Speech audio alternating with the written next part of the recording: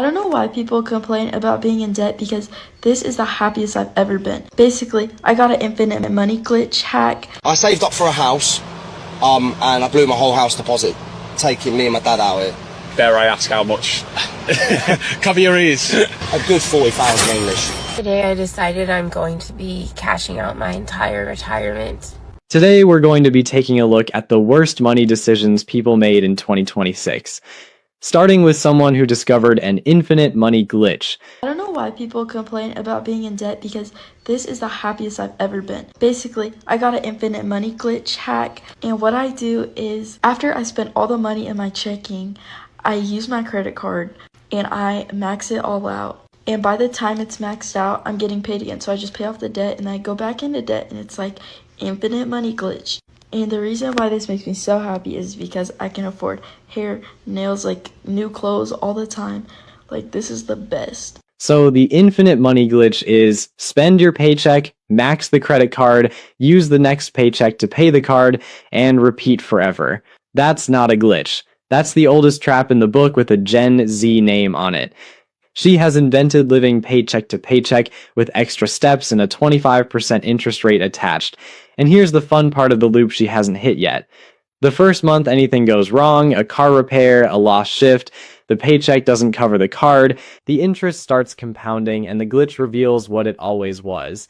The infinite money was her own salary the whole time. I took out a 20 grand loan just so I could see what it was like to be unemployed for 6 months, and so far, it's pretty great, I'm not gonna lie. Follow along to see how things go, guys. I've done this so you don't have to. He took out a $20,000 loan to experience unemployment, voluntarily as a content series. And look, I'm fairly sure this one's at least half a bit, but let's take the premise seriously for a second, because the math is beautiful. He's paying interest for the privilege of earning nothing. A sabbatical is when you save up and take time off. This is the reverse. He rented 6 months of free time from a bank, and the bill for this vacation starts the moment it ends, plus interest, with an employment gap on the resume as a bonus. I've done this so you don't have to. Correct? Nobody has to. I don't know who needs to hear this, but take all of your money out your savings account and start spending it on alcohol. Do it now, because the issue with having money in a lifetime ISA is it could go up and down, whereas you take it out, you go down the pub, you spend it. That's not your problem anymore. It doesn't matter where it goes because you're drunk at that point. So the issue with a savings account is it could go up and down, whereas beer is forever. Now this one is obviously a comedian doing a bit, and honestly, it's a pretty good bit. But I'm including it because the scary part is I have seen this exact argument made completely seriously on this app. Markets are volatile, money isn't real, so spend it. We covered a guy last episode away from saying this word for word without the punchline.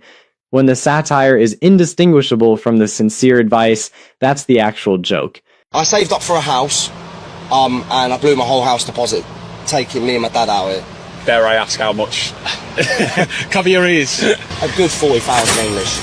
I'm Jack. I'm originally from Chichester in England, but I live in Melbourne, Australia. Ticket for the final, which is a joke, so about 4,000 English pounds. We've been to New York, we've seen the World Cup, and we're going to see us bring it on. Well, I've got no kids, I've got no wife, so why not? 40,000, an entire house deposit, years of saving, gone on a World Cup trip, including 4,000 for a final ticket that he himself calls a joke while buying it. And this is the hardest clip in the video to be mad at, honestly. It's a once-in-a-lifetime trip with his dad, no kids, no wife, why not? Here's why not. The house deposit was the once-in-a-lifetime purchase. Property deposits take most people the better part of a decade to rebuild, and prices don't wait while you do. The memories are real. So is starting the entire savings journey again from zero at older prices.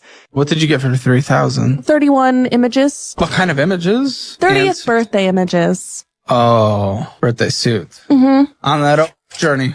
We love it. I'm kidding. I've gained 60 pounds since my last photo shoot. Like, I have a whole new body that has carried me through so much.